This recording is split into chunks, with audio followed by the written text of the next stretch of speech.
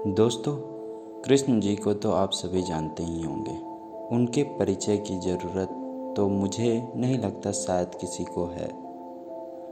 लेकिन आपने कई बार कृष्ण लला की कहानियाँ सुनते हुए ये ज़रूर सोचा होगा कि जब कृष्ण जी और राधा जी के बीच इतना गहरा प्रेम संबंध था तो वह एक क्यों नहीं हुए, उनकी शादी क्यों नहीं हुई। जबकि आपको पता है कृष्ण जी भगवान विष्णु के 8वें अवतार थे और अगर वह चाहते तो हर एक चीज़ संभव था, परंतु उसके बावजूद क्या कारण थे जिन कारणों से उनकी शादी नहीं हो पाई।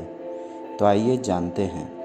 उससे पहले हमारे चैनल को सब्सक्राइब कर लीजिए ताकि हम ऐसे ही पौराणिक कथाएं आप तक लाते रहें। और अगर आपको यह वीडियो अच्छा लगा तो लाइक और कमेंट ज़रूर करें।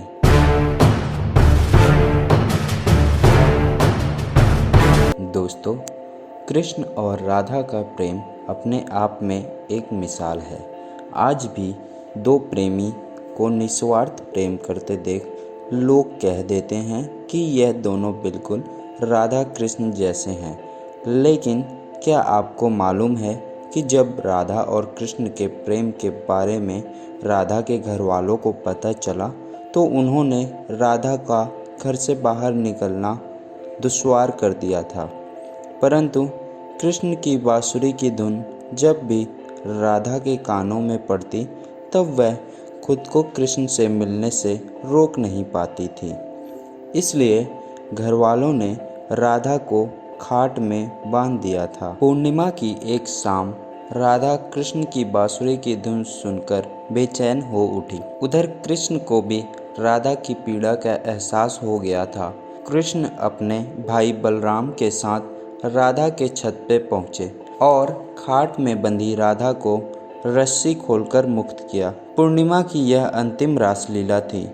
कृष्ण घर लौटे अपनी माता यशोदा से कहते हैं कि वह राधा से विवाह करना चाहते हैं। यशोदा कृष्ण को समझाते हुए कहती हैं कि राधा तुमसे उम्र में 5 वर्ष बड़ी है और कंस की सेना में एक सैनिक से राधा का विवाह होने वाला है, इसलिए राधा से शादी करने की जिद छोड़ दो। माँ के समझाने पर भी जब कृष्ण नहीं माने तब माता यशोदा ने पिता नंद से पुत्र की शिकायत की।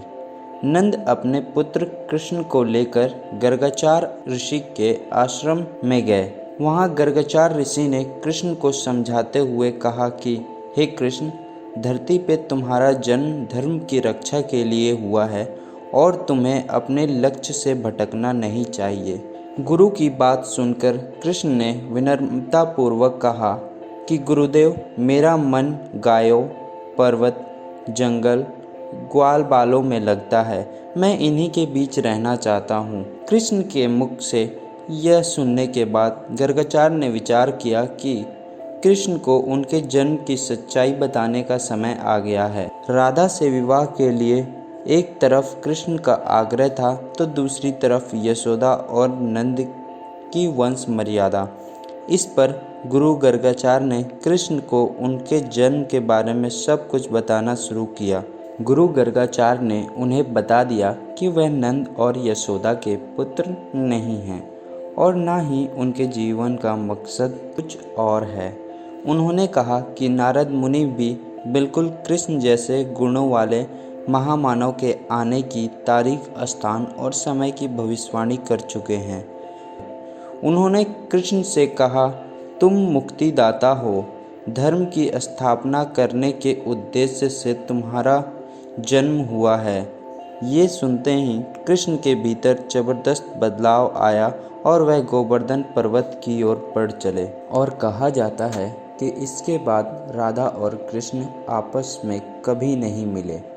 और उसके बाद की कहानी तो आपको पता है कि कैसे कृष्ण जी ने कंस का वध किया और उसके बाद महाभारत की कहानी। तो दोस्तों, आज का पौराणिक ज्ञान यहीं पे समाप्त करते हैं। आशा करते हैं आपको वीडियो अच्छी लगी होगी और आप लाइक और शेयर ज़रूर करेंगे।